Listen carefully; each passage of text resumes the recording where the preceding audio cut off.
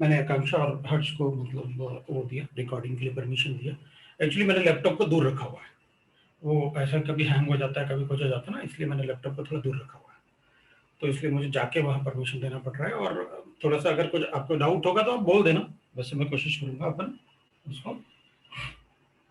Last time अपन एक example कर रहे थे, जैसे आपको याद होगा अपन ने स्टेबिलिटी ऑफ एल्कीन की बात कर रहे थे अपन, है ना। स्टेबिलिटी ऑफ एल्कीन में अपन एक एग्जांपल कर रहे थे,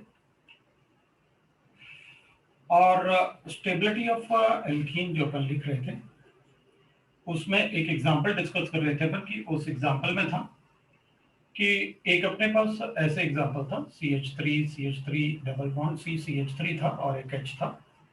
बी एग्जांपल बी और सी में हो सकता है, मैं मतलब थोड़ा सा मुझे याद नहीं वो सिस था या ट्रांस था, बट अपने हिसाब से आप लिख लेना। मैं एक सिस वाला लिख रहा हूँ, एक ट्रांस वाला लिख दूंगा। मैंने बी को सिस वाला ले लिया, सी को मैं ट्रांस वाला ले लेता हूँ। अगर देख लेना अगर ये दोनों आपस में एक्सचेंज होंगे तो। लेकिन मुझे याद है कि डी को मैंने ये लिया था, डी वाला मैंने, ये अपन डी वाला ही डिस्कस कर रहे थे मेनली, और डी वाले में अपन को डिस्कस करना था। इसमें तो 9 अल्फा हाइड्रोजन एटम है, मुझे पता है 3 अल्फा यहाँ पर है, तो ये 9 अल्फा हाइड्रोजन एटम थे, तो अपन को कोई प्रॉब्लम ही नहीं था। इसमें भी 6 अल्फा थे, इसमें भी 6 अल्फा थे, और इसमें भी सर। बोलो सर आपका वीडियो बहुत लैग हो रहा है। Video yes lag. हाँ सर। अच्छा वीडियो लैग हो रहा है तो अपन एक काम कर लेते हैं, देखना वीडियो लैग हो रहा है ऐसे कैसे हो सकता है। वीडियो लैग तो नहीं होना चाहिए, अपन फिर भी देख लेते हैं अगर वीडियो लैग हो रहा है तो what was the reason for that.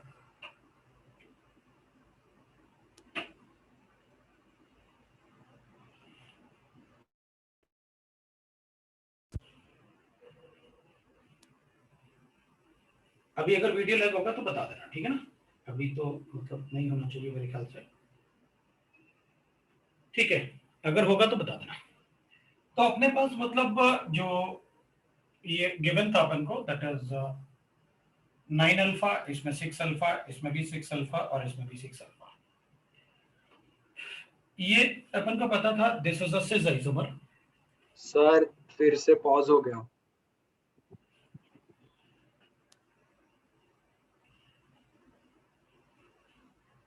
Mute करो।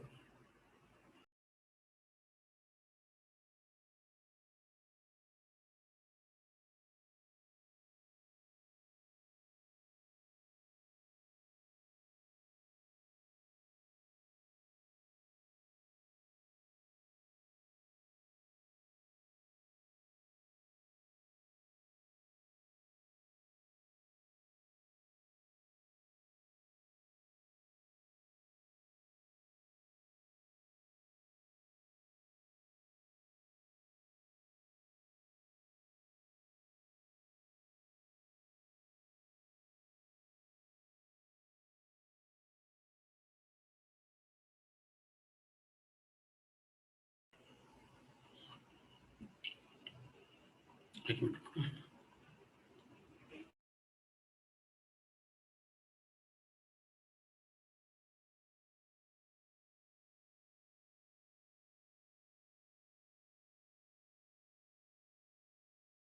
तो होने देते हैं, मैंने पास ही रख लिया अपने। अगर थोड़ा बहुत हैंग होगा तो मैं कर दूंगा आपको फटाफट, है ना, पर लेकिन टाइम वेस्ट नहीं करता है। तो मैं बात कर रहा था कि भाई अपन इन तीनों में स्टेबिलिटी की बात कर रहे थे कि किसकी स्टेबिलिटी ज्यादा होगी और किसकी स्टेबिलिटी कम। इनमें तो अपन ने सिस और ट्रांस, ये तो दोनों एक ही तरफ है, तो अपन ने कहा था इसमें वंडरवॉल रिपल्शन होगा, तो इसकी रिपल्शन की वजह से एनर्जी बढ़ेगी, स्टेबिलिटी कम हो जाएगी, ठीक है ना। तो स्टेबिलिटी बढ़ेगी अगर रिपल्शन होगा।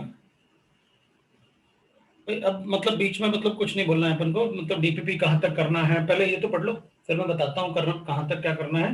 कुछ भी नहीं बोलना है, अपन बता देंगे हम सब, ठीक है ना। तो सारा कुछ बता दूंगा, लेकिन अभी मतलब ये समझ लो क्या करना है अपन को। मुझे लगता है कोई बढ़िया चीज पूछ रहे हो, पता नहीं क्या हो गया। मैं सारी चीजें बता दूंगा, पूरा डीपीपी कर लेना है, A11 वाला, ए फेज वाला। आप चिंता मत करो, मैं काफी देने वाला हूँ आपको होमवर्क। तो अब अपन क्या करेंगे, मतलब ये तो अपन ने पढ़ लिया था कि भाई इधर वंडरवॉल रिपल्शन नहीं होगा, इधर वंडरवॉल रिपल्शन होगा। इन दोनों में से ये ज्यादा स्टेबल है क्योंकि यहाँ पर वंडरवॉल रिपल्शन नहीं है, क्योंकि ये दूर दूर है, यहाँ पर वंडरवॉल रिपल्शन है, तो ये कम, सिस वाला कम स्टेबल होता है ट्रांस वाले से। ये ट्रांस वाला है। हमें बात करनी थी इसमें और ट्रांस वाले में कि भाई इसमें और ट्रांस वाले में ज्यादा स्टेबल कौन होगा, वो बताना था अपन को। अपन बात कर रहे थे लास्ट टाइम कि अगर मान लो मेरे पास ट्रांस वाला है ये, और ट्रांस वाले में अगर अपन शो करेंगे हाइपर कॉन्जुगेशन, तो ट्रांस वाले में अगर मैं हाइपर कॉन्जुगेशन शो करूंगा तो जो एनाइन बनेगा वो एनाइन ऐसे बनेगा हाइपर कॉन्जुगेशन के बाद। भाई यहां पर एनाइन तो ऐसे बनेगा, this will be the negative charge that will be formed. यहां पर जो बन रहा है वो नेगेटिव चार्ज ऐसे बन रहा है, CH3 बनेगा अपने पास ये। तो यहां पर H पॉजिटिव होगा, ऑब्वियसली बात है, तुमको पता है। और अगर इसमें हाइपर कॉन्जुगेशन होगा D वाले में, तो तुमको पता है D वाले में हाइपर कॉन्जुगेशन अगर आप करोगे तो ऐसे बनाने वाले हो। इधर हाइपर कॉन्जुगेशन बनेगा तो अपन ऐसे हाइपर कॉन्जुगेशन बनाएंगे। इधर C एक H है और एक H है। इधर अगर हाइपर कॉन्जुगेशन बना होगा तो will get the A9 like this, ऐसे एनाइन बनेगा अपने पास, दैट इज CH2, और यहां पर अपने पास डबल बॉन्ड बनेगा, यहां पर CH3 है, यहां पर C और नेगेटिव चार्ज बनेगा और 2 हाइड्रोजन है अपने पास। अपन क्या करेंगे, hyper conjugation is delocalization of electrons, वो नो बॉन्ड रेजोनेंस वाला पार्ट। हमें एक बात पता है, जितना ज्यादा स्टेबल रेजोनेटिंग स्ट्रक्चर्स होता है उतना जल्दी वो बन जाता है। इसमें जो एनाइन बनेगा उस ये 2 डिग्री एनाइन बनेगा, है ना, जबकि इसमें 1 डिग्री एनाइन बन रहा है। अगर हम कार्बोनाइन की बात करें तो 1 डिग्री और 2 डिग्री में कार्बोनाइन कौन सा बनता है, कौन सा ज्यादा स्टेबल होता है, तो अपन कहते हैं 2 degree is less stable then 1 degree. इसमें 1 डिग्री क्यों, क्योंकि जिस कार्बन पे नेगेटिव चार्ज है वो एक ही तरफ से कार्बन से अटैच्ड है, जबकि इसमें जिस कार्बन पे नेगेटिव चार्ज है वो 2 तरफ से कार्बन से अटैच्ड है, इधर भी है और इधर भी है। 2 डिग्री एनाइन तो कम स्टेबल होता है 1 डिग्री से, this is less stable then 1 degree. 1 degree carbon है। अगर ये कम स्टेबल होगा तो अपन को एक बात पता है कि इसका मतलब है ये जो हाइपर कॉन्जुगेशन होगा इसमें ये ज्यादा स्टेबल बन रहा है, so rate of hyper conjugation will be more. इसमें 1 degree anion, more stable anion is found. So, a rate of hyperconjugation will be more. Hyperconjugation is more. ठीक है ना? Hyperconjugation is more. We say like that. तो अगर इसमें rate of हाइपरकॉन्जुगेशन ज्यादा होगा, और रेजोनेंस फिनोमेना जो होता है वो डिपेंड करता है रेट पे। जितना ज्यादा रेट हो जाएगा, जितना, जैसे अपन कहेंगे भाई हमारे पास मान लो ऐसे गिवन है अपन के पास, मैंने आपसे कहा मेरे पास CH2 डबल बॉन्ड CH और O नेगेटिव गिवन है ऐसे, तो अपन कहेंगे इसमें, तो अपन कहेंगे नेगेटिव चार्ज और डबल बॉन्ड का कॉन्जुगेशन होगा। ये अपन को पता है कि वहां पर नेगेटिव चार्ज और डबल बॉन्ड का कॉन्जुगेशन होगा। अगर मैं नेगेटिव चार्ज और डबल बॉन्ड का कॉन्जुगेशन करूंगा तो आप लिखोगे कि सर इसमें तो ये नेगेटिव चार्ज है और ये यहां पर CH डबल बॉन्ड O बनाऊंगा मैं, एक आपने डीलोकलाइज कर दिया। आप कहोगे उसका रेजोनेंस हाइब्रिड बनाना है, तो अपन कहेंगे भाई रेजोनेंस हाइब्रिड ऐसे बना देंगे। ये ऑक्सीजन है और अपन कहेंगे ये रेजोनेंस हाइब्रिड है, इस पे भी नेगेटिव चार्ज हो सकता है, इस पे भी नेगेटिव चार्ज हो सकता है। लेकिन उन दोनों में से ज्यादा स्टेबल कौन सा है, तो अपन कहते हैं कि ये वाला ज्यादा स्टेबल होगा। इससे रेजोनेटिंग स्ट्रक्चर्स की बात कर रहा हूं मैं, रेजोनेटिंग स्ट्रक्चर्स में से ज्यादा स्टेबल कौन सा है, तो अपन कहते हैं ये वाला ज्यादा स्टेबल है। मतलब रेजोनेंस में इसका कंट्रीब्यूशन ज्यादा होगा उससे, क्योंकि इसकी स्टेबिलिटी ज्यादा है।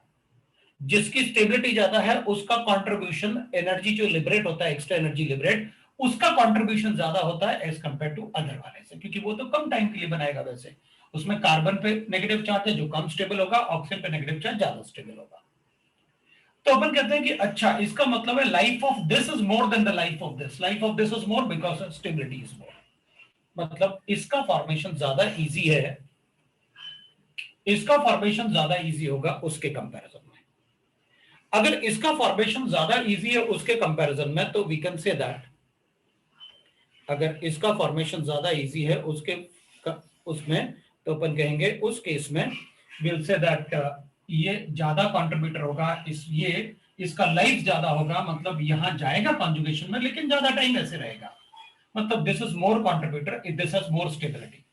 मतलब अगर इसमें रेजोनेंस बताना है तो ये ज्यादा टाइम के लिए या कम टाइम के लिए, फिर ज्यादा टाइम के लिए ये बनेगा फिर उधर जाएगा, फिर ऐसे कॉन्जुगेशन बताएगा।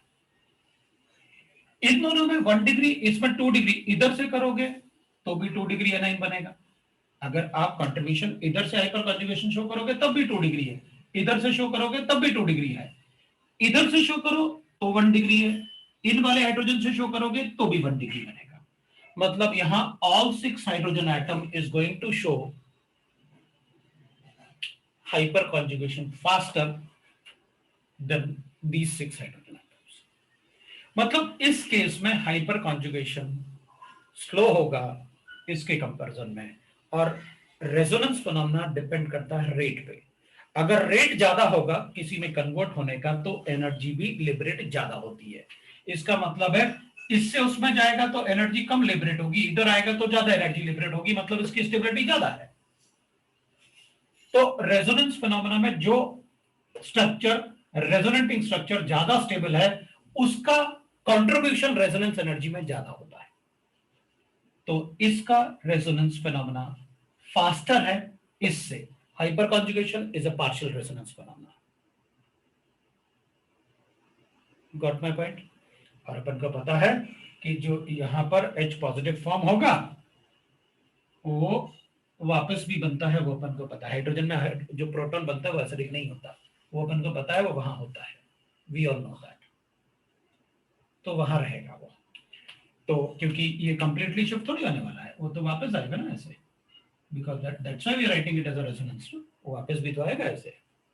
सो we can write that is a resonance phenomena. तो इसमें all 6 hydrogen atom is going to show the hyperconjugation phenomena faster than the 6 hydrogen atom in this. The reason is because the 1 degree anion is formed in this case, whereas in this case 2 degree anion is formed. तो अगर number of hydrogen atom एक जैसे हैं तो always check the degree of anion।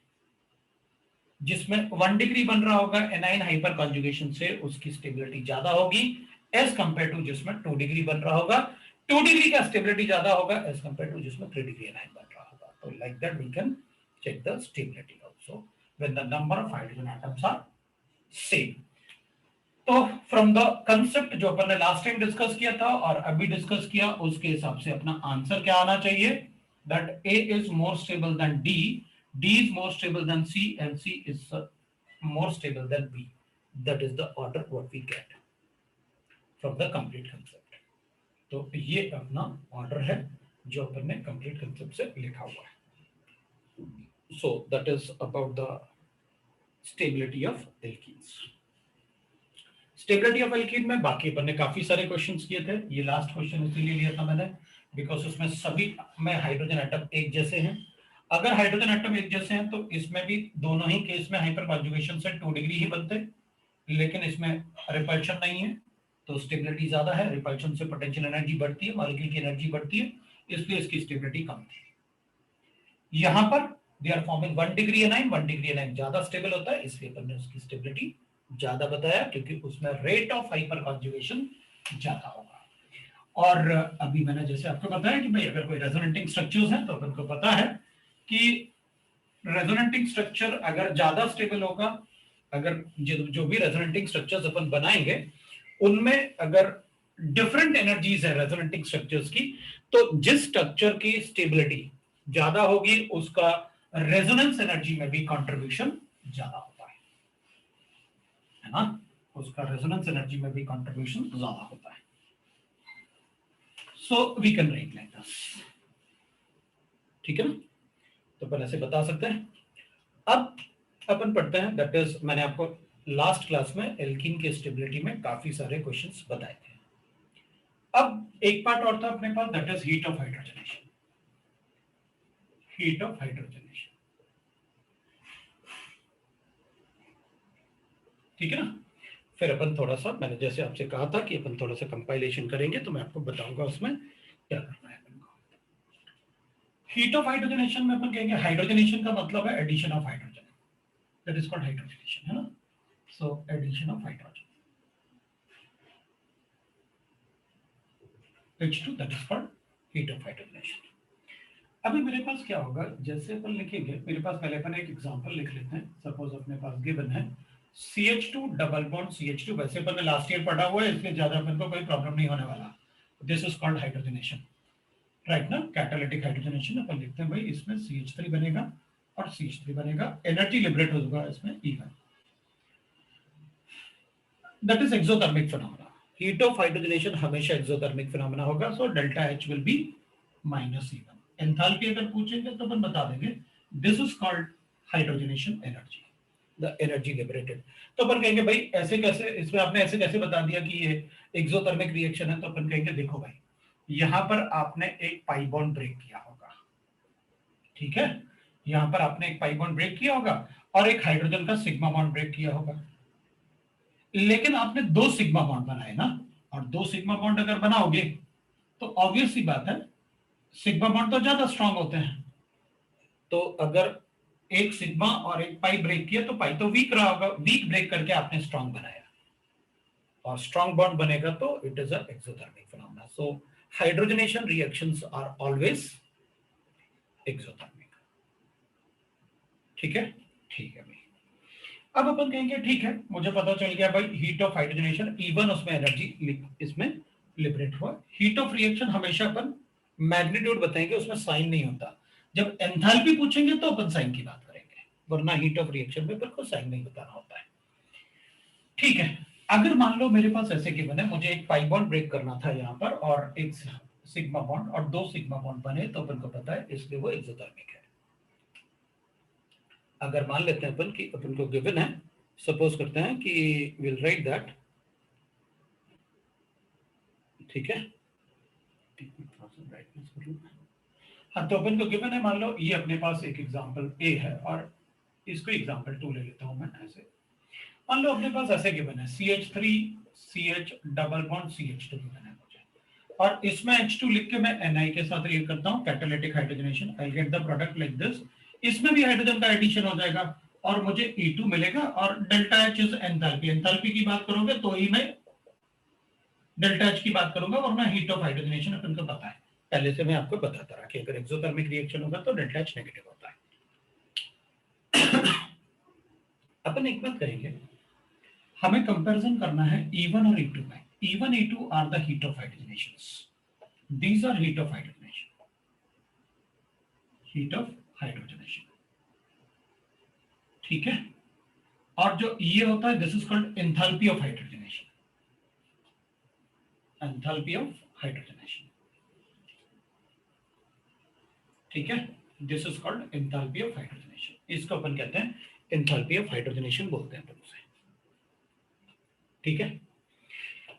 अब अपन कहेंगे भाई ठीक है, इन दोनों में E1 और E2 का वैल्यू सेम होगा या डिफरेंट होगा, और डिफरेंट होगा तो किसका वैल्यू ज्यादा होगा, E1 का वैल्यू ज्यादा होगा या E2 का वैल्यू ज्यादा होगा,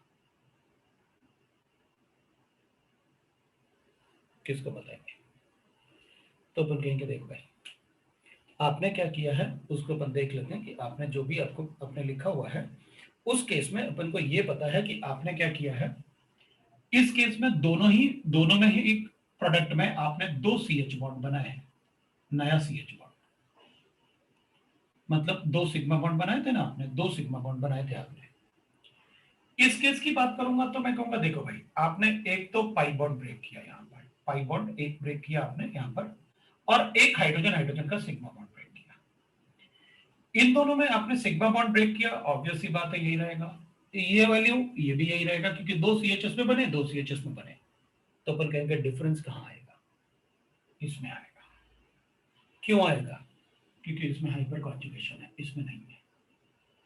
अगर इसमें हाइपर कॉन्जुगेशन है तो इसका पाई बॉन्ड ज्यादा स्टेबल है, क्योंकि उसका एल्कीन अपन ज्यादा स्टेबल बताएंगे। अगर उसका एल्कीन ज्यादा स्टेबल है तो अपन को पता है भाई अगर इसका एल्कीन ज्यादा स्टेबल है तो इसका मतलब है इसका पाई बॉन्ड ब्रेक करना थोड़ा ज्यादा मुश्किल होगा, राइट ना। तो अपन कहेंगे इसका पाई बॉन्ड ब्रेक करना ज्यादा मुश्किल होगा अपने। सर आपका वीडियो लैग हो रहा है। कोई बात नहीं, मतलब वीडियो लैग होता है तो मैं उसको ठीक कर लेता हूँ, आप बिल्कुल टेंशन नहीं लेना। अगर लैग हो रहा है तो अपन मतलब ठीक है, देखो अभी हो रहा है क्या, अभी ठीक है ना? हाँ सर बीच बीच में हो रहा है। हाँ बीच में हो रहा है तो मैं जब देखता हूँ तो मैं ठीक कर देता हूँ उसको, उसको टेंशन नहीं लेना, मैं कर दूंगा। मतलब आप सेंटेंस पे ध्यान दो। आप अगर लैग होगा तो मैं उसके कर देता हूँ, ऐसे घूम के ना मैं कर दूंगा, आप बिल्कुल टेंशन मत लो, ठीक है ना। मैं कुछ ना कुछ करूंगा, मतलब धीरे धीरे सारी चीजें हो जाती ना, कि भाई जब अपन को प्रॉब्लम होता है तो, है ना, तब अपन उसको ठीक करते हैं। तो अपन क्या करेंगे ना, थोड़ा सा चलने देते हैं, धीरे धीरे कहीं ना कहीं तो सेट हो ही जाएगा अपना काम, ठीक है ना। अभी भी लैग होने लगा, ठीक है ना, तो मैं कहीं ना कहीं कुछ ना कुछ तो सेट कर ही दूंगा, कि यार जहां मतलब लैपटॉप भी दूर हो जाए और वो दोनों दूर दूर रहते हैं तो थोड़ा ठीक रहता है। तो मैं कर लूंगा, आप चिंता मत करो। मैं जैसे ही ऐसे घूमता हूँ ना तो मुझे पता चल जाता है कि लैग हो रहा है तो मैं ठीक कर देता हूँ। लेकिन आप सेंटेंस पे ध्यान दो, ऑर्गेनिक केमिस्ट्री में मेरे सेंटेंस बहुत इंपॉर्टेंट होंगे। आप उन सेंटेंस को मिस नहीं करना कि वीडियो लैग हो रहा है या नहीं हो रहा है। आप सेंटेंस को सुनो कि सर क्या बोल रहे हैं, हमें क्या करना है, क्योंकि वही फॉलो कर रहे हैं अपन को, ठीक है ना। तो यहाँ पर मेरे सेंटेंस, मेरे एग्जाम्पल्स वो ज्यादा मैटर करेंगे अपन को, वीडियो इतना मैटर नहीं करेगा अपन को, ठीक है ना। तो अपन कुछ ना कुछ कर लेंगे, कोई प्रॉब्लम नहीं है। तो लेकिन मैं जैसे घूम के देखता हूँ जैसे लैग हो रहा है तो मैं उसको ठीक कर देता हूँ तुरंत, कि यार लैग हो रहा है, उसको ठीक कर लो। तो मैं कोई ना कोई पार्ट तो करूंगा कुछ ना कुछ, है ना। इससे पिछले क्लास में ठीक चल रहा था, अभी प्रॉब्लम क्रिएट करना शुरू कर दिया। यही प्रॉब्लम होता है जब मतलब कोई क्लास में बहुत अच्छा चलता रहता है अपने आप, और कोई क्लास में गड़बड़ करना शुरू कर देता है ना। तो अपन चलने देते हैं, मैं कर दूंगा ठीक, मतलब कहीं ना कहीं तो सेट हो ही जाएगा ना, ठीक है। अपन चलने देते हैं, लेकिन आप सेंटेंस को गड़बड़ नहीं करना है। अभी देखो फिर हो गया। रिकॉर्डिंग बंद करो जरा, उनको परेशान नहीं करेगा। अच्छा ठीक है, अपन बात कर रहे थे कि इसमें ना, कि मान लो अपने पास यहाँ पर पाई बॉन्ड, अब इसमें तो सिग्मा बॉन्ड आपने एच एच का यहाँ भी ब्रेक किया, यहाँ भी ब्रेक किया, दो सी एच इसमें भी बनाए, दो सी एच इसमें भी बनाए, तो सी एच में तो कोई चेंज नहीं आया होगा। अगर एनर्जी में चेंज आएगा तो पाई बॉन्ड के स्टेबिलिटी से आएगा। क्यों? क्योंकि इसमें हाइपर कंजुगेशन की वजह से ये पाई बॉन्ड ज्यादा स्टेबल होगा इससे, क्योंकि इसमें हाइपर कंजुगेशन है। अगर इसमें स्टेबिलिटी ज्यादा होगी, मान लो हाइपर कंजुगेशन की वजह से इसकी स्टेबिलिटी ज्यादा है, तो अपन क्या करेंगे, इसकी स्टेबिलिटी ज्यादा है तो इसको ब्रेक करने में एनर्जी ज्यादा यूज होगी। अगर इसको ब्रेक करने में एनर्जी ज्यादा यूज होगी तो बाकी सारे एनर्जी तो सेम है ना, तो फिर लिबरेट एनर्जी कम होगी। तो अपन क्या करेंगे, अपन कहेंगे इसमें डबल बॉन्ड की स्टेबिलिटी इससे ज्यादा है, तो यहां पर थोड़ा एनर्जी इसको ज्यादा, इसको ब्रेक करने में ज्यादा यूज हो जाएगा तो लिबरेट कम होगा। यहां पर पाई बॉन्ड बड़ा इजीली ब्रेक हो जाएगा, इधर उतना ही एनर्जी यूज करना है, इधर लिबरेट भी उतना ही होना है, तो ऑब्वियसली बात है एनर्जी लिबरेट वहां ज्यादा होगी।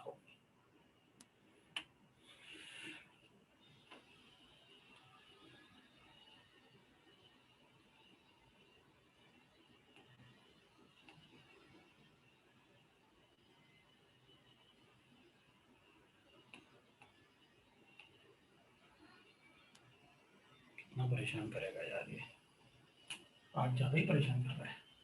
चलो अपन क्या करेंगे, अपन कहेंगे भाई इसका ना, इसकी स्टेबिलिटी ज्यादा, क्योंकि हाइपर कॉन्जुगेशन, हाइपर कॉन्जुगेशन ज्यादा होगा तो रेजोनेंस फिनोमेना है ना, ये बॉन्ड कॉन्जुगेशन में है ना। भाई स्टेबिलिटी अगर ज्यादा होगी तो अपन ऐसे बताते हैं ना कि ये वाला हाइड्रोजन एटम ऐसे हाइपर कॉन्जुगेशन में है, और हाइपर कॉन्जुगेशन में तो ऑब्वियस सी बात है, अपन को पता है यहाँ ये तो डीलोकलाइज हो रहा है, और डीलोकलाइज होगा तो अपन कहेंगे हाइपर कॉन्जुगेशन हो रहा है वहां पर।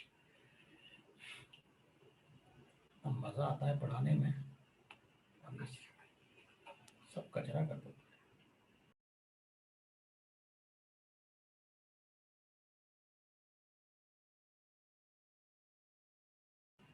हर्ष रिकॉर्डिंग रोक दे बेटा।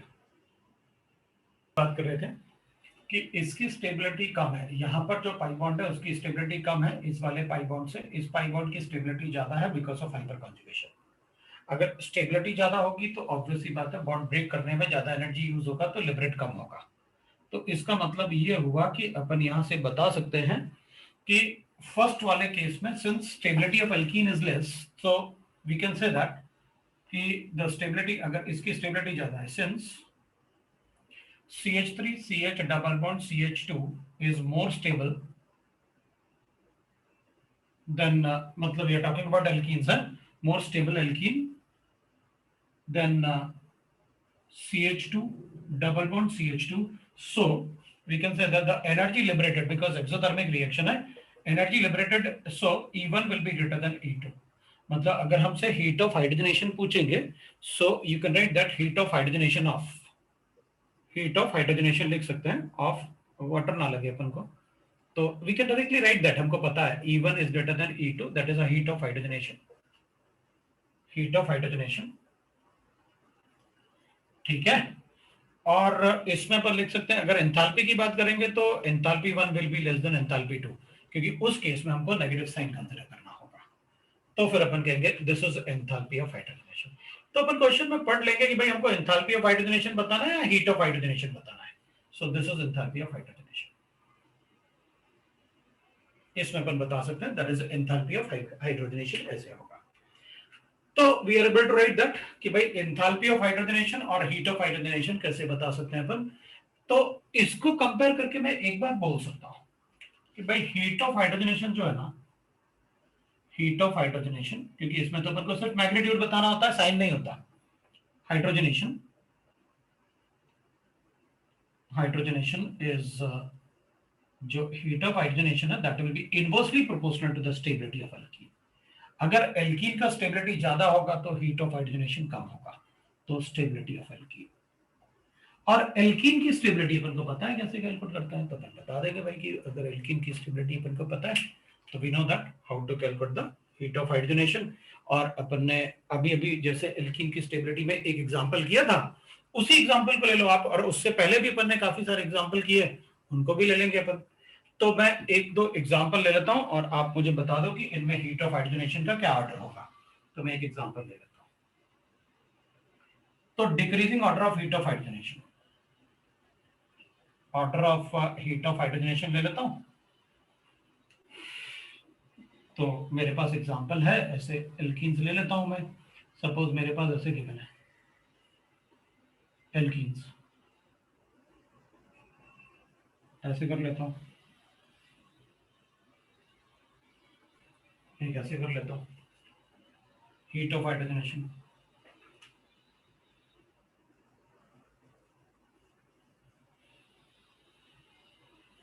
what will be the order of heat of hydrogenation of alkene of these alkenes? बताओ भाई, what will be the order of heat of hydrogenation of these alkenes? तो अपन क्या करेंगे, अल्फा हाइड्रोजन एटम चेक करेंगे। इसमें एक अल्फा इधर है और 3 अल्फा इधर है, तो 4 अल्फा हाइड्रोजन एटम। इसमें चेक करूंगा तो 3 + 3 6 + 2 8 अल्फा हाइड्रोजन एटम। इसमें चेक करेंगे तो 3 + 2 that is 5 alpha hydrogen atom. इसमें 8 अल्फा हाइड्रोजन एटम, उसमें 4 अल्फा हाइड्रोजन एटम, और इसमें इसमें 2 अल्फा हाइड्रोजन एटम। तो स्टेबिलिटी ऑफ एल्कीन अपन बता सकते हैं, तो जो एल्कीन सबसे कम स्टेबल होगा उसका हीट ऑफ हाइड्रोजनेशन सबसे ज्यादा होगा। तो अपन को पता है स्टेबिलिटी ऑफ एल्कीन अपन को कैलकुलेट करना आता है on the basis of hyper conjugation. तो फिर हीट ऑफ हाइड्रोजनेशन भी हमें बताना आता है, तो अपन आंसर बता देंगे भाई सबसे ज्यादा हीट ऑफ हाइड्रोजनेशन किसका होगा, तो अपन लिखेंगे जिसमें स्टेबिलिटी सबसे कम होगी। So D greater than, we can write that A greater than C greater than B. That will be the heat of hydrogenation. ये अपन ने लास्ट टाइम पढ़ा था, ठीक है। आपने स्टेबिलिटी ऑफ एल्कीन पढ़ा था लास्ट टाइम, और ये आपका हीट ऑफ हाइड्रोजनेशन हो गया। अगर आपको एल्कीन का स्टेबिलिटी बताना आता है तो आपको हीट ऑफ हाइड्रोजनेशन भी आता है। Everybody got it? किसी को डाउट नहीं? हीट ऑफ हाइड्रोजनेशन क्या होगा? So we can write that the heat of hydrogenation. So hydrogenation means addition of hydrogen. So we can write that heat of hydrogenation. So this is about the heat of hydrogenation. अब अपन check कर लेते हैं, suppose करते हैं कुछ compound check करते हैं अपन ऐसे, ठीक है।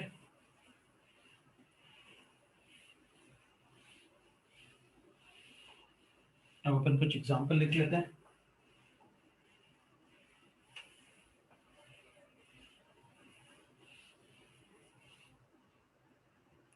अगर हम कुछ एग्जांपल लिखेंगे ऐसे, आपको बताना है इन विच ऑफ द, जैसे इंडक्ट इफेक्ट वाले एग्जांपल तो अपन ने काफी कुछ किए थे, मैं वापस थोड़ा सा रेजोनेंस वाले एग्जांपल चेक कर रहा हूं। तो मैं लिखने वाला हूं in which of the following molecule, of the following molecule molecule, resonance or mesomeric can take place. अपन को ये बताना है। तो उस केस में मुझे एग्जांपल्स गिवन है, ऐसे काफी सारे मैं एग्जांपल ले लेता हूं और आप मुझे बताने वाले हैं कि इसमें रेजोनेंस और मेसोमेरिक हो सकता है। तो मैं लिखूंगा, जैसे मान लेते हैं अपने पास ऐसे गिवन है, आपको रेजोनेंस और मेसोमेरिक दोनों में से कुछ भी बता सकते हैं। मैं मॉलिक्यूल लिख लेता हूं, आप नंबर बाद में बता देना, क्योंकि मैं थोड़ा सा अपन ऐसे ऑप्शन नहीं बनाते हैं, काफी सारे मॉलिक्यूल लिख लेते हैं। आप मुझे बता देना कि उनमें किसमें होगा किसमें नहीं होगा, वो नंबर लिख लेंगे अपन जिसमें पॉसिबल होगा। तो मैं इसमें ऐसे लिख लेता हूं, आपको बताना है किसमें पॉसिबल है किसमें नहीं है।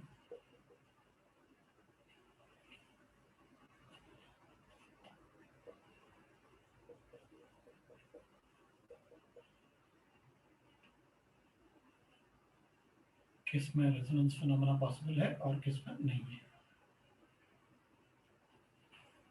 ये 1 2 ये 3 हो जाएगा, तो 4 कर लेते हैं, क्योंकि ऑप्शन नहीं बनाते ना अपन, ऐसे थोड़ा सा ज्यादा लिख लेते हैं नंबर्स, और अपन देख लेंगे कि भाई किसमें रेजोनेंस फिनोमेना पॉसिबल है किसमें पॉसिबल नहीं है।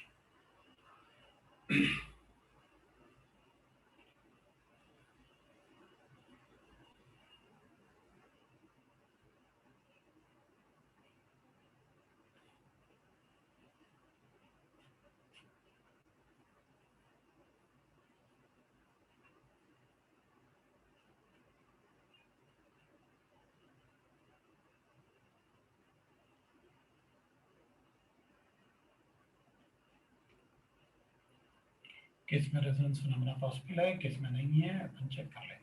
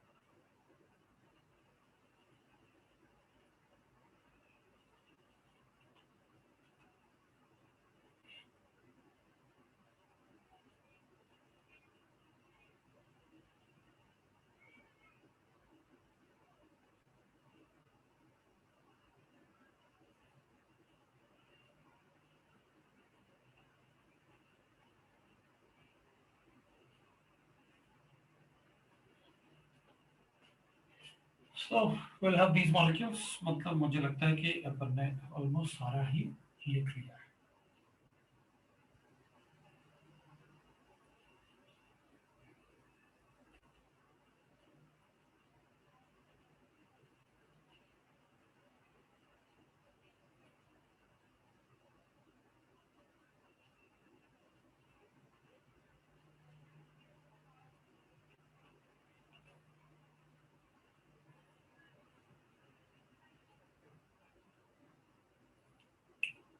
We are having these structures, इनमें अपन को बताना है किसमें रेजोनेंस पॉसिबल है किसमें नहीं है।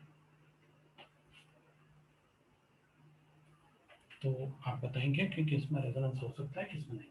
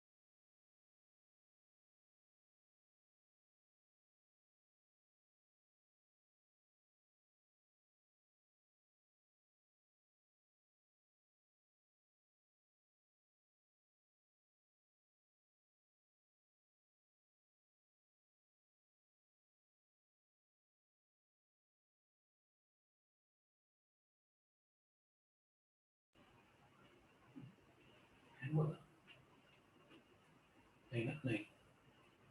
हाँ जी, हो गया। तो फिर अपन शुरू करें।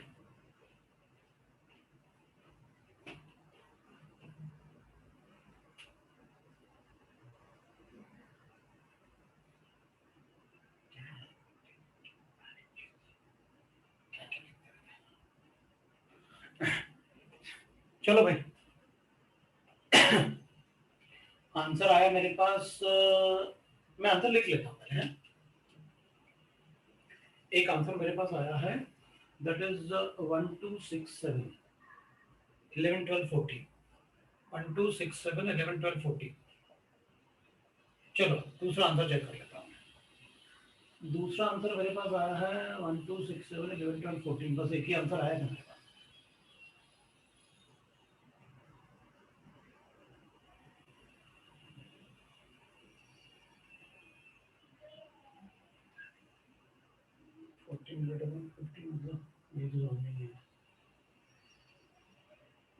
हाँ जी भाई, शुरू करें।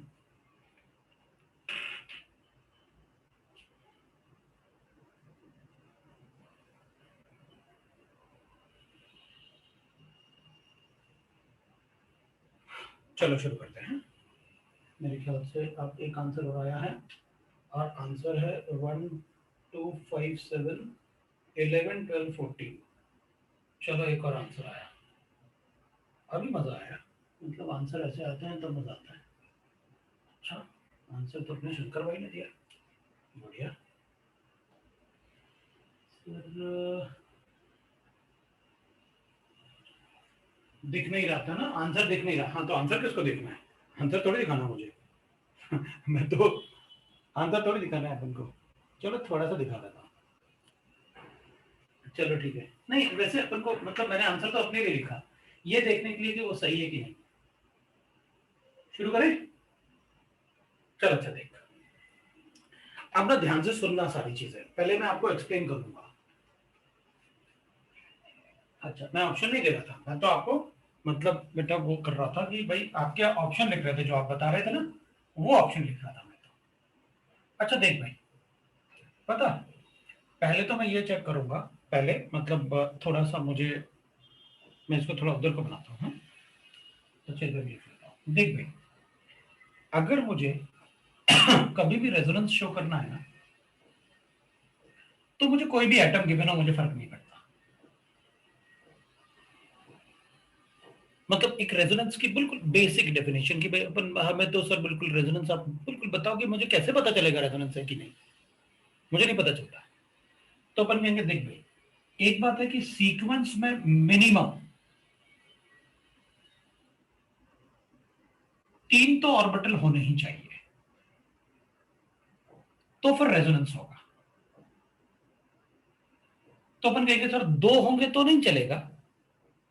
2 होंगे तो तभी चल सकता है जब एक में लोन पेयर है और दूसरा खाली हो, एम्प्टी हो।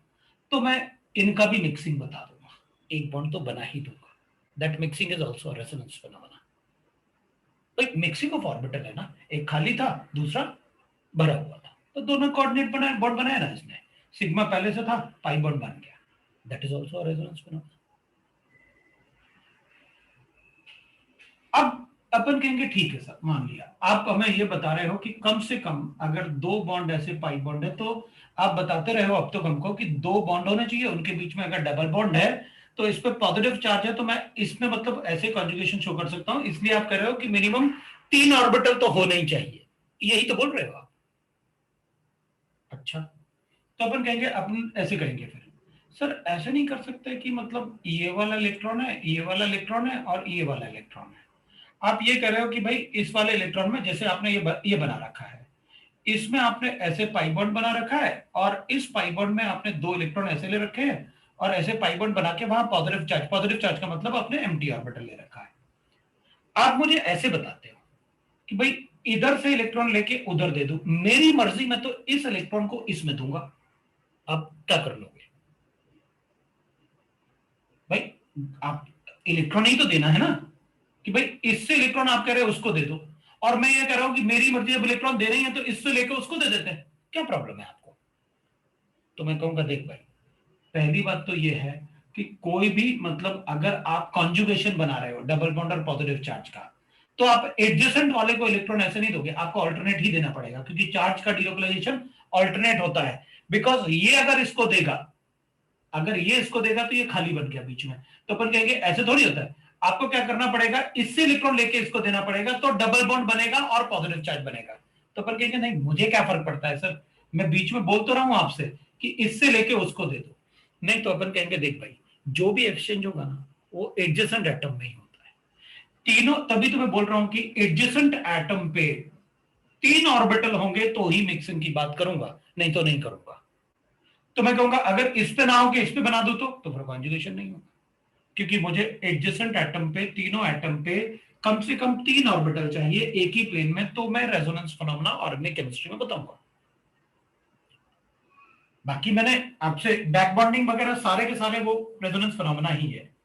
अगर इधर है मिक्सिंग ऑफ ऑर्बिटल ही तो है, मिक्सिंग ऑफ ऑर्बिटल मतलब रेजोनेंस फिनोमेना। तो अपन को मिक्सिंग ऑफ ऑर्बिटल करने के लिए अगर पाई बॉन्ड है तो वहां पर पॉजिटिव चार्ज, पाई बॉन्ड है, पॉजिटिव चार्ज का मतलब एम्प्टी ऑर्बिटल, नेगेटिव चार्ज का मतलब वहां पर एक ऑर्बिटल जिसमें लोन पेयर है, अपन इलेक्ट्रॉन यहां देंगे, इसको इधर दे देंगे, तो अपन पाई बॉन्ड ऐसे बनाएंगे, जो मैंने आपको अच्छे से एक्सप्लेन कर रखा है। ठीक है, मतलब जो भी मुझे इलेक्ट्रॉन का एक्सचेंज करना है वो एडजेसेंट एटम में ही होगा। मतलब अभी जो आप बता रहे थे मुझे ऐसे, उसमें मैं इसलिए ऐसे नहीं कर सकता, यहां खाली ऑर्बिटल, इसको ही मुझे, इसको ये वाला पाई बॉन्ड में मुझे इसको ही इसमें देना पड़ेगा, मैं इसको नहीं दे सकता, क्योंकि इसका ये एडजेसेंट नहीं है। जो भी इलेक्ट्रॉन के एक्सचेंज हो, मतलब इसका ये वाला एडजेसेंट नहीं है, इसलिए मैं इसमें से इलेक्ट्रॉन इससे इसके साथ बॉन्ड नहीं बना सकता। बॉन्ड हमेशा उनमें बनेंगे जो आजू बाजू होंगे। इन दोनों में बना था, आप इन दोनों में बना लो, लेकिन आप किसी भी रेजोनेंस फिनोमेना में किसी एक को बीच में से छोड़ के आप जंप नहीं कर सकते, तो वो रेजोनेंस नहीं होता, आप जंप नहीं कर सकते। So that we have to remember, वो एक बेसिक फंडा अपन को जो चेक करना है, कम से कम 3 ऑर्बिटल होना चाहिए। अब अपन देखते हैं, देखो क्या करना है भाई। ये तो सर आपने बता ही रखा है कि 2 कार्बन एटम है, अगर 2 एटम से जो एटम अटैच्ड है उसके पास लोन पेयर है तो कॉन्जुगेशन होगा, करूंगा, रेजोनेंस होगा। अब आपने बता रखा है कि भाई पॉजिटिव चार्ज जो होता है, तो पॉजिटिव चार्ज के पास कोई इलेक्ट्रॉन तो होता नहीं, और डिलोकलाइजेशन का मतलब होता है इलेक्ट्रॉन का मूवमेंट। तो अब वो तो कोई इलेक्ट्रॉन दे नहीं सकता, इसलिए मुझे उसी की तरफ इलेक्ट्रॉन लेके जाना पड़ेगा। भाई पॉजिटिव चार्ज होगा तो इलेक्ट्रॉन हमेशा पॉजिटिव चार्ज की तरफ जाएंगे, क्योंकि रेजोनेंस फिनोमेना मतलब डिलोकलाइजेशन ऑफ इलेक्ट्रॉन, और डिलोकलाइजेशन ऑफ इलेक्ट्रॉन हमेशा क्या होगा, इलेक्ट्रॉन है जहां जहां इलेक्ट्रॉन नहीं है वहां से कहां से हो सकता है डिलोकलाइजेशन, इधर तो इलेक्ट्रॉन है ही नहीं, तो मुझे इलेक्ट्रॉन ले जाने पड़ेंगे पॉजिटिव चार्ज की तरफ।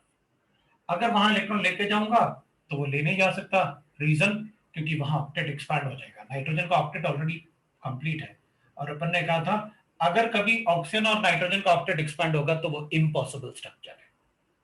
तो अपन कहेंगे सर यहां से कुछ इधर को ले आओ, वहां से क्या लाएंगे, वहां तो पॉजिटिव चार्ज है, वहां इलेक्ट्रॉन है ही नहीं, कैसे ले आओ, क्योंकि पॉजिटिव चार्ज की तरफ हमेशा हमारे इलेक्ट्रॉन जाते हैं, आते नहीं वहां से इलेक्ट्रॉन, इसलिए इसमें रेजोनेंस नहीं हो सकता।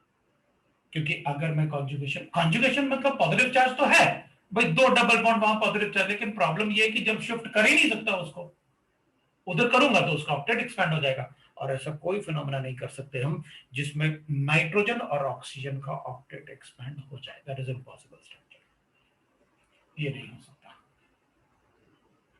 इसमें अभी अभी आपने बताया कि back bonding is a resonance phenomena because that is mixing of orbitals, तभी तो अपन बोलते हैं कि सारे के सारे BF बॉन्ड BF3 में इक्वल है, रीजन इज वो बारी बारी से ऐसे करेंगे, और तभी अपन बोलते हैं कि भाई अगर मेरे पास BF4 नेगेटिव है, BF4 नेगेटिव है तो ऐसे होगा BF4 नेगेटिव।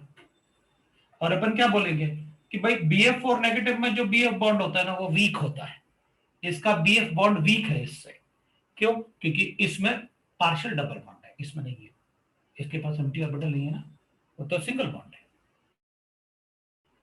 तो इसका BF बॉन्ड स्ट्रॉन्गर होगा इससे, रीजन इसमें पार्शियल डबल बॉन्ड है। और वहां पार्शियल डबल बॉन्ड क्यों बना? क्योंकि इसके पास एम्प्टी ऑर्बिटल था और इसके पास लोन पेयर था। अपन को पता था it is a mixing of orbitals because they are in the same plane.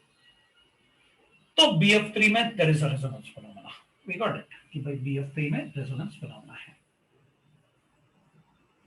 इधर रेजोनेंस फिनोमेना है। अब अपन कहेंगे अच्छा बताओ इसमें रेजोनेंस फिनोमेना है क्या? ठीक है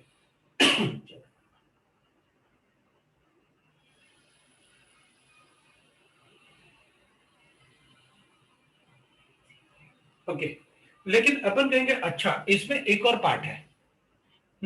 इसमें मैंने ये नहीं कहा था कि ये बात सही है, एक बात और है, एक बात और है, एक बात और है जो मैंने यहां तो ध्यान रखा लेकिन वहां ध्यान नहीं रखा सेकंड वाले में। ठीक है, आप इसको मत बताओ इसके साथ कॉन्जुगेशन में, मैं जो मतलब मुझे लिखना चाहिए था, लेकिन इसमें प्रॉब्लम यह है कि इसका तो रेजोनेंस बताऊंगा ना सर, डबल बॉन्ड जो बेंजीन के अंदर डबल बॉन्ड है उनका तो रेजोनेंस बिल्कुल बताऊंगा, वो तो मैं भूल ही गया, उसमें भी बताता मैं तो ये तो होगा ना, ये तो कॉन्जुगेशन बताओ, तो मैं तो इसके रेजोनेंस से बता रहा था। ठीक है, आपने पॉजिटिव चार्ज रेजोनेंस में नहीं है, लेकिन ये तो रेजोनेंस में है ना डबल बॉन्ड, इसलिए सेकंड ऑप्शन में आएगा क्योंकि उसमें डबल बॉन्ड का कॉन्जुगेशन तो है। भाई डबल बॉन्ड का कॉन्जुगेशन है ना उसमें, तो उसकी वजह से बताऊंगा लेकिन पॉजिटिव चार्ज की वजह से नहीं बताऊंगा। अपन वहां नहीं ले जा सकते लेकिन ये आपस में होगा, इसलिए वो रेजोनेंस अपन बता सकते हैं क्योंकि अल्टरनेट डबल बॉन्ड तो है, वो तो बताना ही पड़ेगा अपन को। इसमें भी है, इसमें भी है, इसमें भी है। अब इसमें चेक करते हैं। अब इसमें एक बार थोड़ा सा स्ट्रक्चर बनाता हूं मैं, तो अपन क्या करेंगे 14-15 मुझे याद है, ग्रेफाइट और फ्लोरीन दिया हुआ है मैंने, वो अपन हटा लेते हैं क्योंकि अपन एक्सप्लेनेशन जरूरी है अपने लिए। तो अपने पास कार्बन है, डबल बॉन्ड है, नाइट्रोजन है, इधर 2 हाइड्रोजन है, इधर भी एक हाइड्रोजन है अपने पास, इसका स्ट्रक्चर बनाते हैं। और नाइट्रोजन के पास एक हाइड्रोजन है और एक एम्प्टी ऑर्बिटल है, ये अपने पास पाई बॉन्ड है। पॉजिटिव चार्ज का मतलब एम्प्टी ऑर्बिटल होता है। अब अपन कहेंगे सर एम्प्टी ऑर्बिटल है तो इसका मतलब ये पॉजिटिव चार्ज था और उसकी वजह से इस पर एम्प्टी ऑर्बिटल है, उसी को तो पॉजिटिव चार्ज के लिए लिख रहे हैं अपन इसमें, जो पॉजिटिव चार्ज है। अपन कहेंगे पॉजिटिव चार्ज का मतलब है इसका ऑक्टेट कंप्लीट नहीं है, तो कर देता हूं ये, मतलब मैंने बॉन्ड शिफ्ट कर लिया नाइट्रोजन के पास। अगर नाइट्रोजन के पास बॉन्ड शिफ्ट करूंगा तो मेरे पास क्या बनेगा, CH2 CNH। इधर अगर टोटल इलेक्ट्रॉन काउंट करें तो वहां पहले से एक मतलब अपने पास ऐसे है 5 इलेक्ट्रॉन थे, आपने पॉजिटिव चार्ज लिखा हुआ है वहां पर, जो स्ट्रक्चर आपने बना रखा है उसके हिसाब से। तो अपन क्या करेंगे, अगर मैं वहां पर ये इलेक्ट्रॉन शिफ्ट कर दूं तो वहां पर क्या हो जाएगा, एक और आ जाएगा, इस पे पॉजिटिव चार्ज आ जाएगा और इस पे नेगेटिव चार्ज आ जाएगा, ऐसे बन जाएगा। तो अपन कहेंगे अच्छा तो इसमें रेजोनेंस बताऊं या ना बताऊं? अपन कहेंगे देखो भाई, अगर किसी एटम पे एक पॉजिटिव चार्ज है और वो डबल बॉन्ड से अटैच्ड है, तो मैंने वहां पर क्या किया, इस बॉन्ड को ये इलेक्ट्रॉन वापस ले लिए, मतलब इसको खाली ऑर्बिटल करके ये इलेक्ट्रॉन वापस ले लिए। अच्छा एक तरीके से अगर इस पे खाली एक आप ये बता रहे हो कि आपने इस पे खाली ऑर्बिटल बना दिया, अब आप वापस इसको इलेक्ट्रॉन दोगे तो वापस बना लोगे, ये मतलब ये एडजेसेंट एटम की मिक्सिंग है। बिल्कुल कर सकता हूं, अगर कोई एटम डबल बॉन्ड से अटैच्ड है और उसके पास पॉजिटिव चार्ज है, ये वाला इलेक्ट्रॉन तो इसी का था, मैंने ये वाला इलेक्ट्रॉन इसी के ऑर्बिटल में दे दिया, अगर ये वाला इलेक्ट्रॉन इसके ऑर्बिटल में दोगे तो it is just like this, जैसे इसमें था कि लोन पेयर को मैंने एम्प्टी ऑर्बिटल में मिक्स किया, मैं इसको वापस मिक्स कर देता हूं, एक इलेक्ट्रॉन लेके वापस उसको दे देता हूं, विल गेट लाइक दैट। तो अपन क्या करेंगे, ये नेगेटिव चार्ज नहीं, अपन सिर्फ इलेक्ट्रॉन लिख पाएंगे क्योंकि अपन ने ये वाला इलेक्ट्रॉन तो इसी का था, ये इससे लेके इसको दिया तो पॉजिटिव चार्ज वहां बन गया। तो हमने जो इलेक्ट्रॉन ये वाला लेके इसको दिया तो इसका पॉजिटिव चार्ज क्या हो गया, न्यूट्रलाइज हो गया। तो अगर कोई एटम डबल बॉन्ड से अटैच्ड है तो उस पे अगर कोई चार्ज है, ऐसा एटम जो डबल बॉन्ड से अटैच है और उस पर कोई चार्ज है, अगर पॉजिटिव चार्ज, तो वो पॉजिटिव चार्ज डीलोकलाइजेशन में काउंट होगा, क्योंकि मैं उस बॉन्ड को ही शिफ्ट कर दूंगा ना उसके पास। मैंने यहां पर जो पाई बॉन्ड अपन को दे रखा है, इसमें जो पाई बॉन्ड, मैंने तो सिर्फ ये पाई बॉन्ड शिफ्ट किया ना। अगर मैंने पाई बॉन्ड शिफ्ट किया है उस पर, तो ऑब्वियसली बात है इस इलेक्ट्रॉन को इसमें दिया, पॉजिटिव चार्ज उस पर आ गया, तो ये डीलोकलाइजेशन, ये इसके रेजोनेटिंग स्ट्रक्चर्स ही तो है। तो इसके रेजोनेटिंग स्ट्रक्चर्स में ऐसे बना दूंगा, ये पॉजिटिव चार्ज है, नाइट्रोजन पे ये इलेक्ट्रॉन आ गया, ये अपने पास स्ट्रक्चर है। अगर कोई भी एटम ऐसा एटम होगा जो डबल बॉन्ड से अटैच्ड है और उस पे पॉजिटिव चार्ज है, तो उसके पॉजिटिव चार्ज को हमेशा डीलोकलाइजेशन में काउंट करूंगा क्योंकि मुझे उसका डबल बॉन्ड ही तो शिफ्ट करना है, दैट्स ऑल। इधर ऑब्वियसली बात है, ये तो बैक बॉन्डिंग जैसे हो गया ना, एडजेसेंट एटम के पास एम्प्टी ऑर्बिटल और साइड वाले एटम के पास लोन पेयर, मिक्सिंग करूंगा ही करूंगा। ये तो बिल्कुल वैसे ही हो गया जैसे BF3, तो नहीं होनी है मिक्सिंग। और इसका रेजोनेटिंग स्ट्रक्चर ऐसे बना दूंगा, ये लो भाई बन गया इसका रेजोनेटिंग स्ट्रक्चर। ये डबल बॉन्ड बनाता हूं, एक लोन पेयर रहने दूंगा, इस पे पॉजिटिव चार्ज आएगा, सभी के ऑक्टेट कंप्लीट है, इसलिए स्ट्रक्चर बनेगा। ऑक्सीजन या नाइट्रोजन पे पॉजिटिव चार्ज आ सकता है अगर उसका ऑक्टेट कंप्लीट है, तो वो अपन को पता है, ये इसलिए तो लिखा हुआ है अपने पॉजिटिव चार्ज, ये अपन को ऑलरेडी पता है। इधर बात करते हैं, फिर वही बात, अगर कोई भी एटम है उसके पास पॉजिटिव चार्ज है और वो डबल बॉन्ड से अटैच्ड है, तो उसमें डीलोकलाइजेशन एक तरीके से यही तो बनाया आपने, भाई इसको यहां शिफ्ट कर दो, ये बन जाएगा, पॉजिटिव चार्ज इस पे आ जाएगा।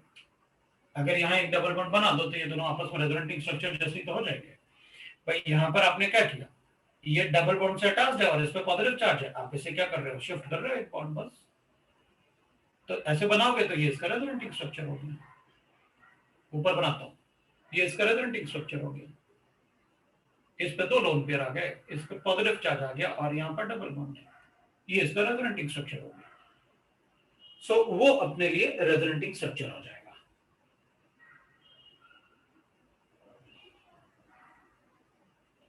पॉजिटिव चार्ज और लोन पेयर दोनों साथ में रह सकते हैं, कोई प्रॉब्लम नहीं है, यहां भी करते हैं। लो भाई, एक पॉजिटिव चार्ज और लोन पेयर साथ में रह सकते हैं, तो कोई प्रॉब्लम नहीं, ठीक है।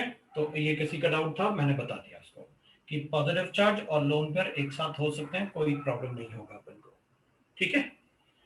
तो यहां भी अपन ने भाई किया, हाइड्रोनियम आयन में करते तो हैं, पर बस आप गलती कहां करोगे, इसी पार्ट में करोगे कि जो एटम डबल बॉन्ड से अटैच्ड हो और अगर उस पर पॉजिटिव चार्ज है तो वहां कॉन्जुगेशन बताना।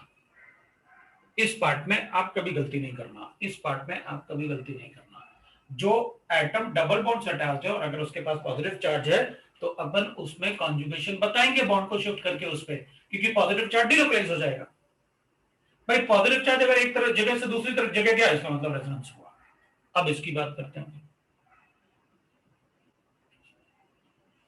इसमें, तो इस पर पॉजिटिव चार्ज तो है लेकिन डबल बॉन्ड से अटैच नहीं है और ये कॉन्जुगेशन पॉसिबल नहीं है।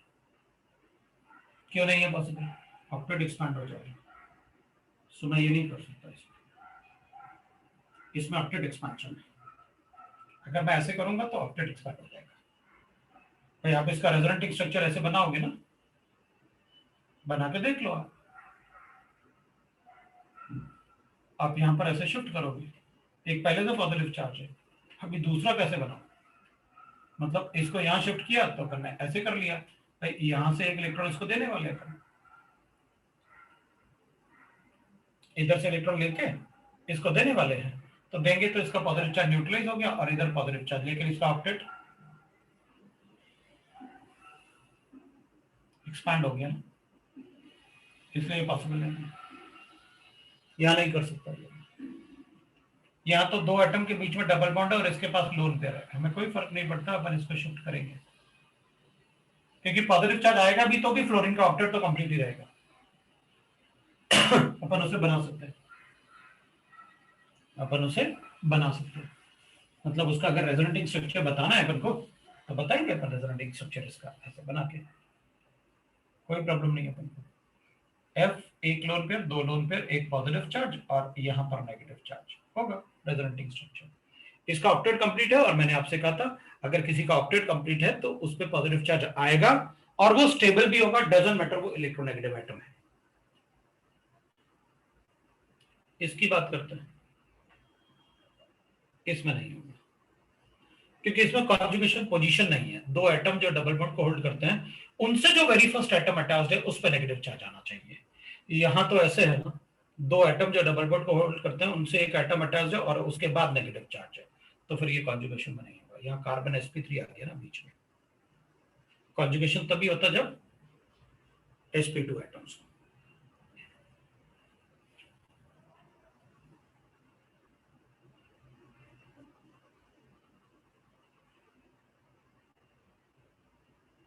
ठीक है ना, तो we'll get that है। अब अपन कहेंगे ठीक है, इसमें अपन लिखेंगे दैट इज, अब 10th वाले की बात करते हैं। तो इसमें तो नहीं हो सकता कॉन्जुगेशन। 10th वाले में ये वाला डिलोकलाइजेशन है, दो एटम जो डबल बॉन्ड होल्ड करते हैं वो इससे अटैच्ड है, इसलिए इसमें कॉन्जुगेशन है। डबल बॉन्ड का कॉन्जुगेशन नहीं, लेकिन लोन पेयर और ये OH था ना अपने पास, तो पता था ना ये OH है। अब इधर वाला पार्ट हटा देता हूं मैं, ये ऊपर वाला पार्ट, तो ये लोन पेयर था ना, यहाँ पर लोन पेयर का और डबल बॉन्ड का तो है ना कॉन्जुगेशन। दो एटम जो डबल बॉन्ड को होल्ड करते हैं, दो एटम जो डबल बॉन्ड को होल्ड करते हैं उनसे वेरी फर्स्ट एटम पे अगर लोन पेयर है तो कॉन्जुगेशन है। डबल बॉन्ड का कॉन्जुगेशन नहीं है, लेकिन लोन पेयर और डबल बॉन्ड का कॉन्जुगेशन है। अब अपन बात करते हैं 11th की। बिल्कुल आपको पता है मैंने आपसे क्या कहा कि अगर डबल बॉन्ड अटैच्ड है किसी एटम से और उस पर पॉजिटिव चार्ज है तो मैं वहां कॉन्जुगेशन शो कर लूंगा, वहां पर कॉन्जुगेशन होगा, तो इसमें कॉन्जुगेशन होगा, वो मैं आपको बता चुका। यहां पर कॉन्जुगेशन नहीं होगा क्योंकि पॉजिटिव चार्ज है लेकिन डबल बॉन्ड से अटैच नहीं है, और यहां अगर मैं ऐसे शिफ्ट करूंगा तो ऑक्टेट एक्सपेंशन होगा, so not possible due to octet expansion, due to octet expansion. ठीक है ना, not possible due to octet expansion. इसमें तो कॉन्जुगेशन है ही भाई, एम्प्टी ऑर्बिटल है इसके पास लोन पेयर है, और ये तो एनार्मिक बेंजीन है ना, बोराजाइन ना, एनार्मिक बेंजीन ना, बोराजाइन। तो इसको तो अपन ने एरोमेटिक भी बताया था ऐसे, तो ये इसमें ऐसे स्ट्रक्चर बनेंगे इसमें, एनार्मिक बेंजीन ना, ये नेगेटिव ये पॉजिटिव, ये नेगेटिव ये पॉजिटिव, ऐसे डबल बॉन्ड ऑफ एनार्मिक बेंजीन बोलते हैं इसे, राइट, बोराजाइन। ये पढ़ा हुआ है अपन ने।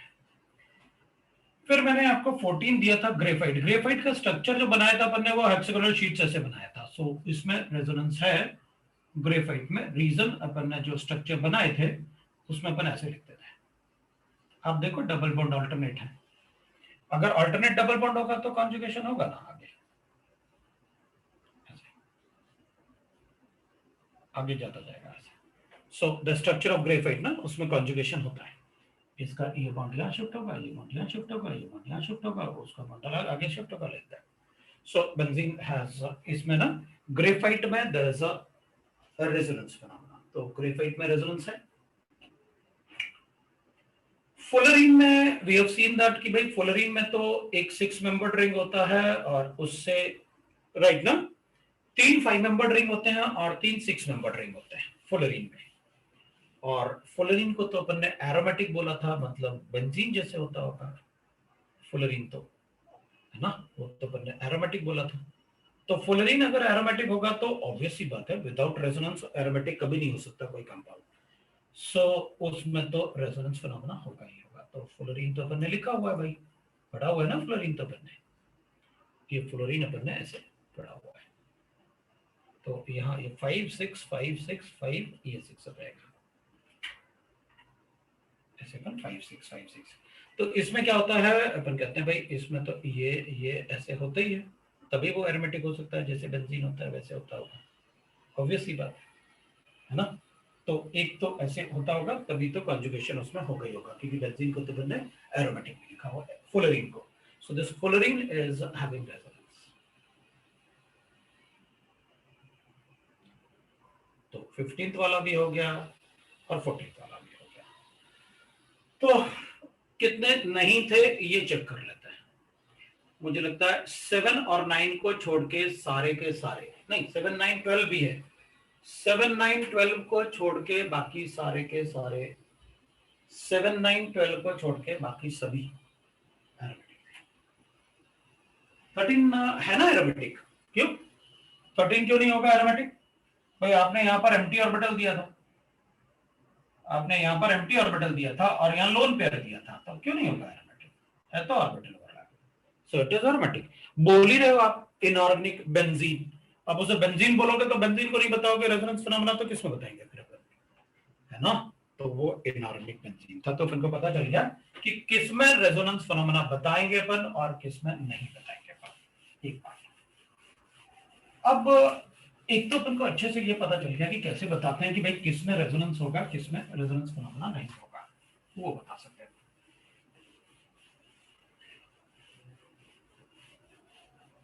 अब पहले मैं एक पार्ट लिख रहा हूं कि भाई जो अपन ने फैक्टर्स पढ़े है ना, उन फैक्टर्स में प्रायोरिटी ऑर्डर लिखते हैं पहले अपन, और फिर एक एक करके एग्जांपल की बात करते हैं। एक अपने पास मान लो, अब ऐसे भी गिवन है, एक मैं स्ट्रक्चर ले लेता हूं आपसे, या रेजोनेटिंग स्ट्रक्चर में बीच में क्वेश्चन में पूछ लूंगा, तो अपन प्रायोरिटी ऑर्डर लिखते हैं फॉर इफेक्ट्स।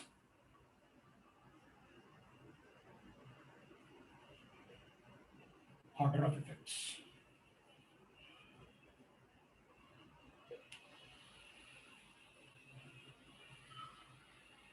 अब कुछ कुछ पार्ट ऐसे हैं जो अपन ने अभी तक पढ़े नहीं, लेकिन उनको मैं प्रायोरिटी ऑर्डर में तो डाल ही दूंगा, फिर अपन उनको पढ़ के फिर उनका कंपैरिजन अपन चेक कर लेंगे, लेकिन उसको एग्जांपल में नहीं डालूंगा। प्रायोरिटी ऑर्डर पढ़ेंगे तो अपन सारा ही प्रायोरिटी ऑर्डर फिर अपन पढ़ लेंगे, तो जितना भी प्रायोरिटी ऑर्डर है वो अपन प्रायोरिटी ऑर्डर एक साथ ही पढ़ लेंगे, ठीक है ना? सबसे ज्यादा प्रायोरिटी फॉर स्टेबिलिटी, क्योंकि अपन सारा कुछ कंपाइल करके पढ़ रहे हैं, for stability acidic character, basic character,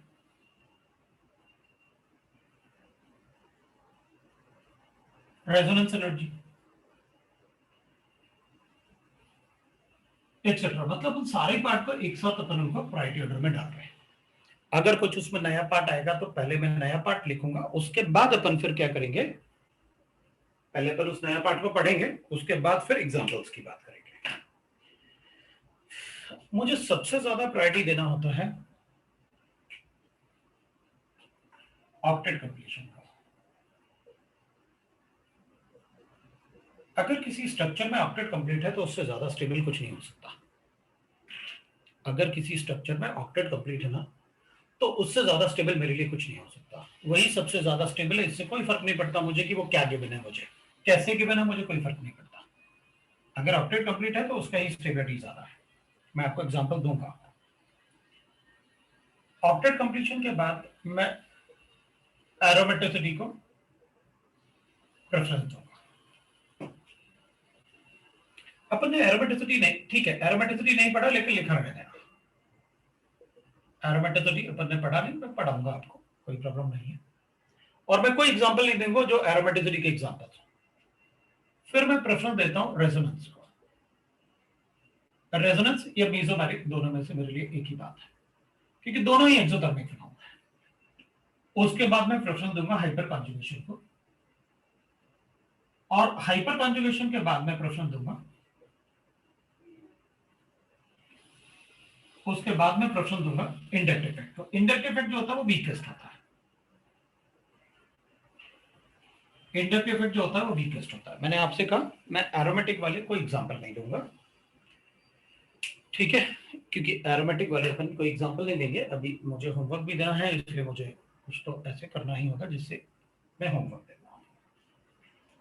अगर मान लो एक से ज्यादा स्ट्रक्चर में ऑक्टेट कंप्लीट है, मेरी मर्जी में एक से ज्यादा स्ट्रक्चर में ऑक्टेट कंप्लीट करूंगा, या मुझे गिवन है ऐसे सपोज कर लेते हैं अपने पास कि एक से ज्यादा स्ट्रक्चर में अगर ऑक्टेट कंप्लीट गिवन है मुझे,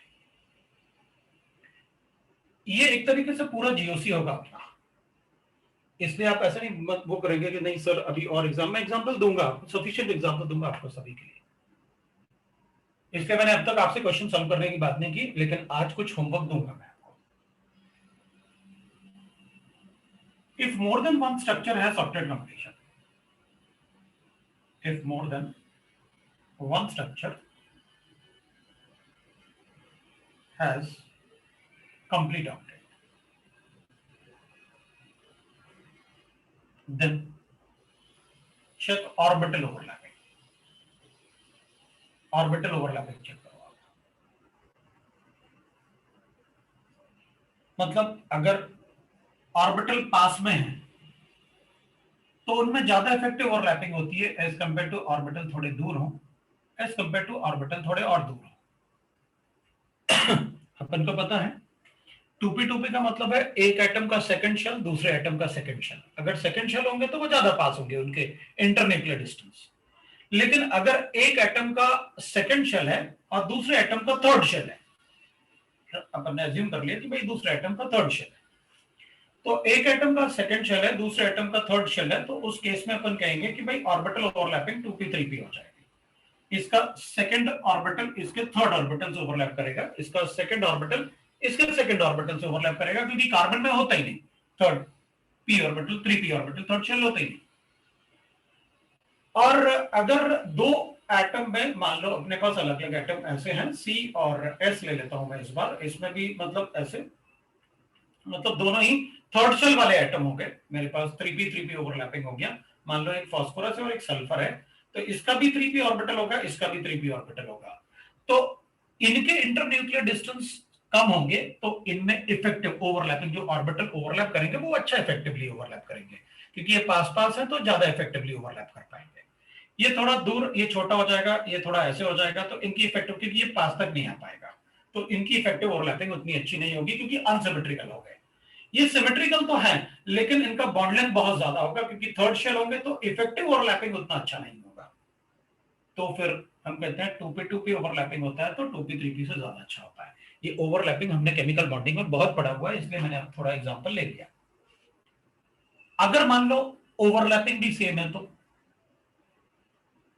if the two structures have, two or more structure have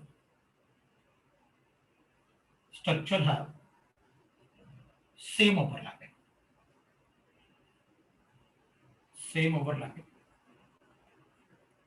then check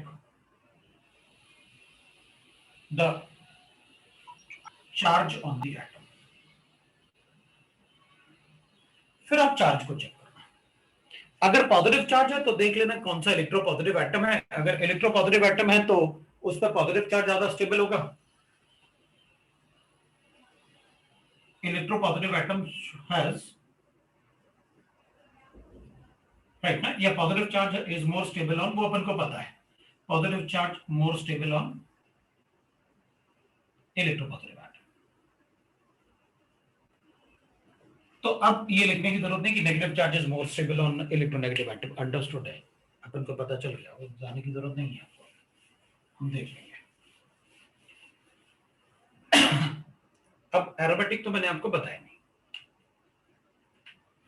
resonance effect ज्यादा स्ट्रांग होता है हाइपर कॉन्जुगेशन से, हाइपर कॉन्जुगेशन इफेक्ट ज्यादा स्ट्रांग होता है इंडक्टिव से। Inductive is the weakest effect. जब हम किसी से अपना क्वेश्चन सॉल्व नहीं कर पाते तो अपन इंडक्टिव इफेक्ट की बात करते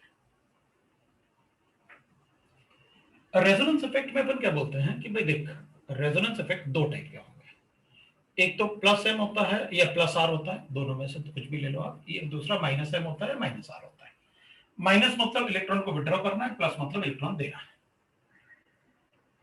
इलेक्ट्रॉन रिलीजिंग ग्रुप हो गया है, अपन ने पढ़े भी हुए हैं कि व्हाट इज प्लस, इलेक्ट्रॉन देना, इलेक्ट्रॉन डेंसिटी इंक्रीज करेगा ऑर्गेनिक कंपाउंड में, लाइक दैट अपन ने पढ़ा हुआ है। और ये इलेक्ट्रॉन विड्रॉइंग ग्रुप होता है, ये अपन ने पढ़ा हुआ है कि what is electron withdrawing group और what is electron releasing group, वो अपन ने पढ़ रखा है। ठीक है, तो अपन क्या करेंगे, electron releasing group, electron withdrawing group अपन ने दोनों ही पढ़ रखा है। इलेक्ट्रॉन रिलीजिंग भी पढ़ रखा है, इलेक्ट्रॉन विड्रॉइंग ग्रुप भी पढ़ रखा है। अब देखो इलेक्ट्रॉन रिलीजिंग ग्रुप की हमें कब जरूरत पड़ेगी कि भाई हमको कब इलेक्ट्रॉन रिलीजिंग ग्रुप देना है। अगर कोई कहीं से इलेक्ट्रॉन डेंसिटी मिलेगी ना अपन को, मेक्स कैटाइन मोर स्टेबल,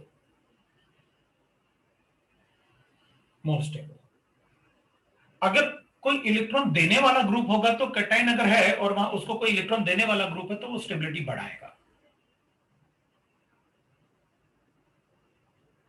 तो इसमें कैटायनिक चार्ज अगर है तो स्टेबिलिटी बढ़ेगा।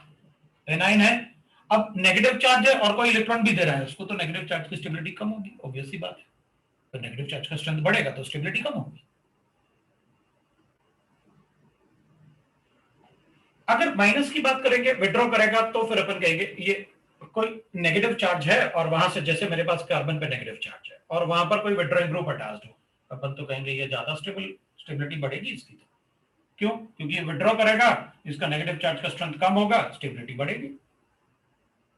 Make A9 more stable, A9 more stable. तो ठीक है, विल से दैट एनाइन को ज्यादा स्टेबल बनाएगा। और अगर कहीं इलेक्ट्रॉन डेंसिटी, जैसे मान लो अपने पास ऐसे है और यहां पर अपने पास मान लो लोन पेयर है और अपन को चेक करना है बेसिक स्ट्रेंथ, तो अपन कहेंगे इस पे जितना ज्यादा इलेक्ट्रॉन डेंसिटी बढ़ेगा उतना ज्यादा बेसिक स्ट्रेंथ होगा, और कम होगा तो बेसिक स्ट्रेंथ कम हो जाएगा। क्योंकि अगर ये लुईस बेस है, we know that amines are Lewis bases, तो अगर इन पे कोई इलेक्ट्रॉन रिलीजिंग ग्रुप हो जाए तो इनका बेसिक स्ट्रेंथ क्या होगा? बढ़ेगा। और अगर इनसे विड्रॉ कर ले कोई इलेक्ट्रॉन डेंसिटी तो बेसिक स्ट्रेंथ कम हो जाएगा। ओह गॉड। तो ऑब्वियसली बात है, किसी को भी अगर बेस बताओगे तो उस पर इलेक्ट्रॉन डेंसिटी ज्यादा होगी, तभी तो बेस बताओगे आप, क्योंकि उस पर इलेक्ट्रॉन डेंसिटी ज्यादा है। तो अपन क्या करेंगे? अपन कहेंगे ये अगर रिलीजिंग ग्रुप है, इलेक्ट्रॉन रिलीजिंग ग्रुप है, increases the basic strength, basic strength. तो फिर ये इंक्रीजेस द एसिडिक स्ट्रेंथ, ये तो आपने कार्बोक्सिलिक एसिड इंडक्टिव इफेक्ट में भी बताया था। वो डेल्टा पॉजिटिव चार्ज अगर बढ़ेगा, acidic strength of carboxylic acid is directly proportional to delta positive charge of the carbonyl group, बताया तो था आपने। अगर कोई विड्रॉ कर ले तो OH बॉन्ड में पोलैरिटी बढ़ेगी, OH बॉन्ड में पोलैरिटी बढ़ेगी तो एसिडिक स्ट्रेंथ बढ़ेगा। और कहीं भी लिखो आप, अगर एसिडिक स्ट्रेंथ चेक करोगे तो OH तो रहेगा ना, अगर कोई इससे इलेक्ट्रॉन विड्रॉ करेगा तो OH में पोलैरिटी तो हमेशा बढ़ेगा। तो अगर इलेक्ट्रॉन विड्रॉइंग ग्रुप है, इंक्रीजेस द एसिडिक स्ट्रेंथ, कहीं भी हो द एसिडिक स्ट्रेंथ, किसी भी मॉलिक्यूल में अगर विड्रॉइंग ग्रुप है तो वो हमेशा एसिडिक स्ट्रेंथ को बढ़ाएगा, ये अपन को पता है। तो ठीक है, अपन एग्जांपल तो लिखेंगे, अपन बहुत सारे एग्जांपल लिखने वाले हैं, ऑब्वियस सी बात है। एरोमेटिक के अलावा बाकी एग्जांपल अपन बहुत सारे लिखेंगे, क्योंकि एरोमेटिसिटी पहले अपन पढ़ेंगे, वो बिल्कुल डिफरेंट होता है एरोमेटिसिटी, अपन बाद में इसमें मिक्स कर देंगे। हाइपर कॉन्जुगेशन में प्लस एच इफेक्ट, वो तो अपन ने पढ़ेंगे, एक माइनस एच इफेक्ट भी होता है। अगर प्लस एच इफेक्ट है तो अपन ने कहा कार्बोकेटाइन का स्टेबिलिटी चेक किया अपन ने,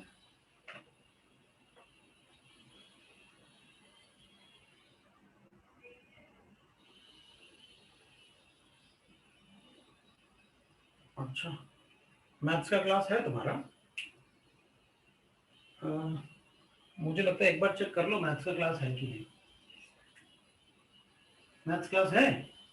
मुझे लगता है सर, क्योंकि सर की तबीयत ठीक नहीं थी तो मेरे ख्याल से मे बी पॉसिबल, अगर सर अच्छा है तो फिर अपन मतलब रुक जाते हैं, फिर यहाँ रुक जाते हैं, अपन इसको कंपाइल करेंगे, फिर नेक्स्ट टाइम वापस शुरू करेंगे और फिर नेक्स्ट टाइम अपन एग्जाम्पल भी करेंगे कंटिन्यूएशन में।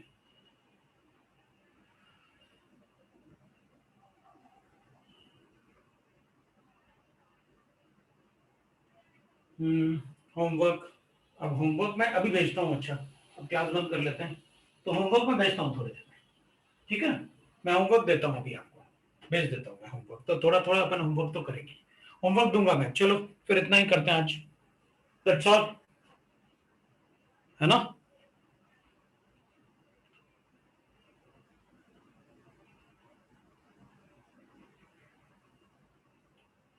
ठीक है, तो चलो बंद कर देते हैं। Okay bye everybody.